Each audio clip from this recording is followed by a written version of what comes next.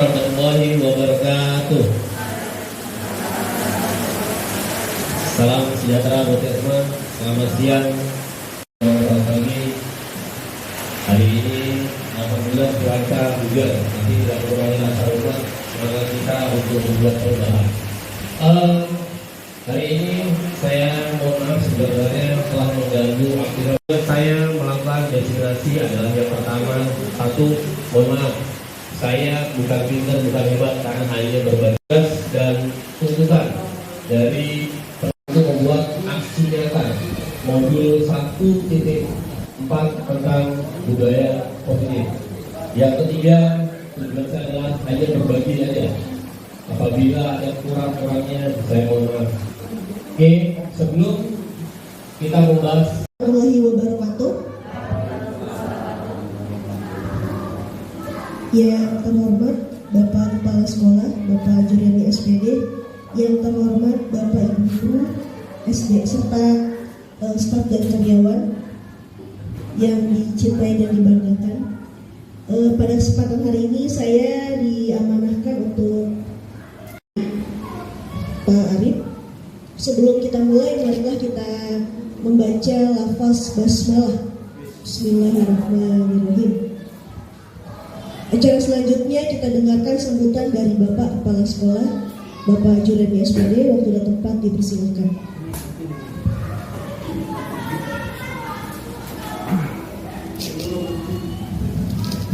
Ya, terima kasih pada Ibu yang telah memberikan kesempatan pada hari ini, yaitu diseminasi budaya positif yang nanti akan dan bisa menerapkan ilmu-ilmunya di masa-masa yang akan datang. Nah, mengenai diseminasi, pengertiannya adalah informasi dan informasi-informasi yang nanti akan dilaporkan oleh kelompok budaya positif, tentunya budaya yang ada di lingkungan pendidikan. Kalau kita lihat di budaya pendidikan, ya saya kutip dulu mengenai kurikulum, ya, profil pelajar Pancasila, yaitu kurikulum Merdeka. Profil pelajar Pancasila itu yang pertama adalah beriman, bertakwa kepada Tuhan Yang Maha Esa, dan berakhlak mulia. Jadi ini kaitannya dengan sila pertama. Kemudian yang kedua, berkebinekaan global. Ya, berkebinekaan global. Artinya kita itu terdiri dari beberapa suku. Tadi bergotong royong ini adalah penerapan daripada sila ketiga Persatuan Indonesia. Kemudian kreatif di sini adalah seorang guru punya inovatif, harus jadi anak-anak maju. Setelah diberikan pelajaran, setelah nanti dewasa, anak-anak itu akan bersikap mandiri tanpa dari negara lain, maka negara kita akan selalu. ya, sebelum membicarakan tentang budaya positif, kita harus tahu dulu apa tujuan pendidikan menurut Ki Hajar Dewantoro. Ki Hajar Dewantoro menyatakan bahwa tujuan pendidikan adalah menuntun segala kodrat yang ada pada anak-anak, agar anak dapat mencapai keselamatan dan kebahagiaan sejatinya baik manusia dan masyarakat. Menurut Bapak Ibu, apa sih menuntun? Ya, menuntun adalah mengarahkan atau mendampingi murid itu. Kita sebagai guru dinyatakan oleh Dewa Hajar Dewantoro adalah sebagai petani, sedangkan murid adalah benih dan sekolah adalah tempat untuk menanam benih itu. Apabila benih dan ladangnya sudah subur tetapi tidak dirawat atau tidak dipupuk, apakah padi itu akan tumbuh bagus? Ternyata tidak, dan itu dibutuhkan oleh seorang petani, ketekunan, ketelitian, dan yang seorang guru kepada siswanya. Ya, tadi tujuan pendidikan oleh dibicarakan Oke, lanjut. Apa sih budaya positif?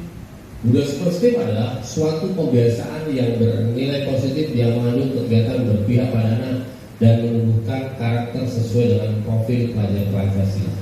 Di sekolah kita sudah ditanamkan itu. Pertama, setiap masuk ke dalam sekolah kita bersalaman. Yang kedua, setiap hari Senin kita upacara pagi. Setiap hari Selasa kebiasaan menyanyikan lagu wajib. Rabu menyanyikan lagu wajib, dan hari Jumat pembiasaan membaca juz sama, dan setiap pulang sekolah pembiasaan sholat berjamaah. Dan itu sudah terjadi pada sekolah kita. Kita tinggal meningkatkan untuk budaya positif.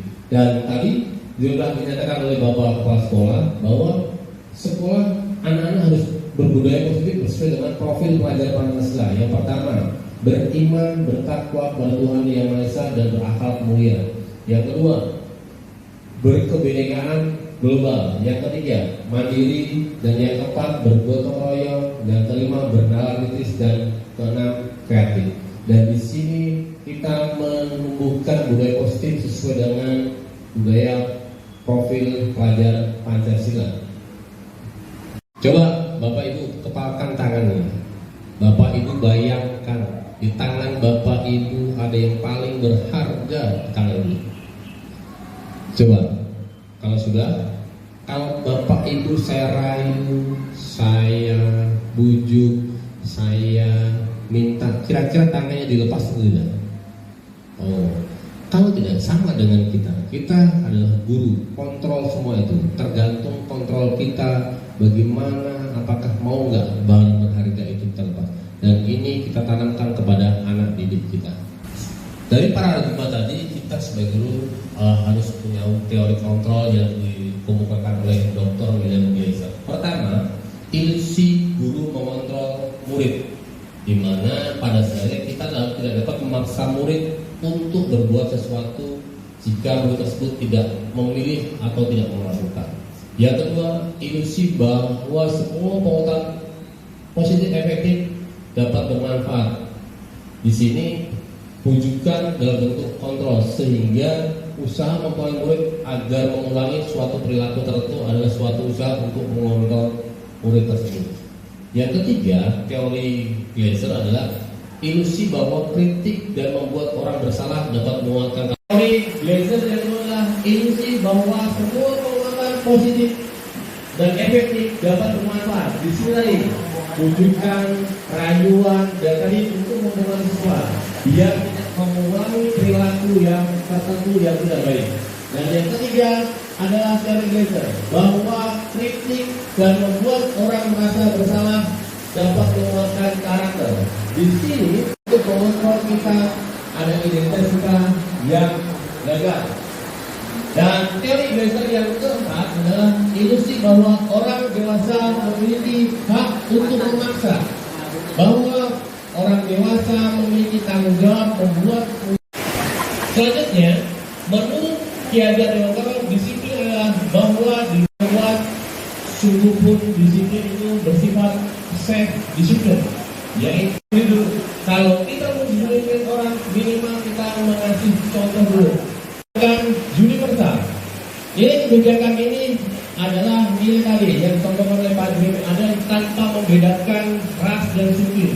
Contohnya saling menghargai, saling peduli, saling menghormati, cinta kasih. Menurut Step, bila kita ingin membuat kemajuan perlahan, sedikit-sedikit ubahlah sikap dan perilaku Anda. Betul. Kalau ingin melakukan perubahan, kita harus memperbaikinya secara step untuk menghindari ketidaknyamanan atau hubungan. Nah, ini adalah paling rendah. Biasanya anak-anak takut sama hubungan internal. Teori menjadi orang yang mereka inginkan dan menghargai diri sendiri dengan nilai-nilai yang mereka percayai. Orang guru ini akan bertanya menjadi orang seperti apa yang yang melakukan. Konsekuensi, ada yang tahu?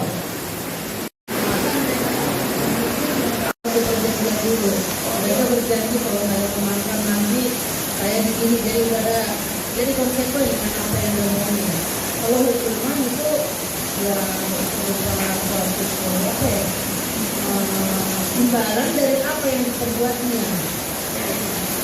Oke, makan dua orang. Ada yang lain?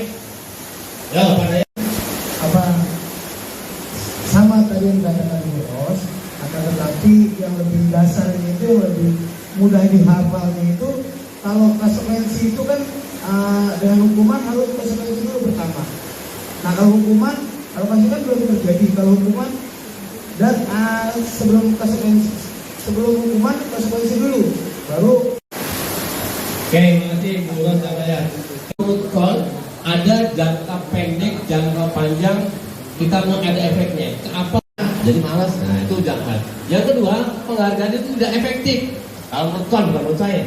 Jika penghargaan tidak dan dia tidak mendapatkannya, maka dia akan berkecil dan menghukum.